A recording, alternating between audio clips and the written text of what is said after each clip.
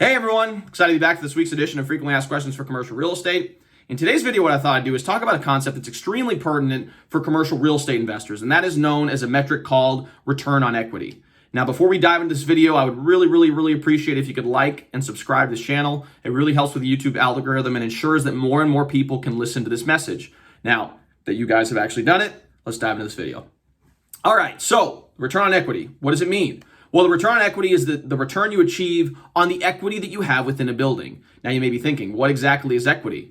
Well, equity is the difference between the value of the property that you own and the debt you have on said property. So let's say that you own a $600,000 shopping center and you have a mortgage of $300,000 on that building. You would take the value, which is $600,000, and subtract the mortgage, which is $300,000, and your equity in that particular property would be $300,000. Now, the reason why return on equity equation is so valuable is because it determines whether or not you should consider holding onto the property, selling it, or refinancing it. And the return on equity equation is net income divided by your equity position within that property. So let's run through an example just so you can understand how this process works. So let's say that you own a property that has a net income of $60,000, essentially $5,000 a month. And your equity position within that property is $600,000. So in order to calculate return on equity, you would take $60,000, divide that by $600,000, and that will give you a 10% return on your equity. Now, depending on what your criteria are, that may be acceptable or unacceptable for you. If it's acceptable, it may be wise for you to consider holding the property because you're already achieving a return that's acceptable for you. If it's not acceptable for you, that's when you explore the opportunity of potentially selling the property or refinancing. Now, in a second scenario, let's say that you still have a net income of $60,000, but your equity position within that building is $1.8 million.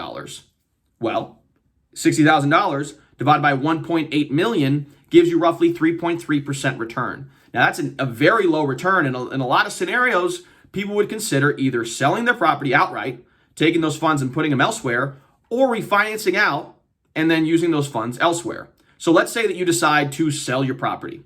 What can you do? Let's say in this scenario that the property is worth $5 million.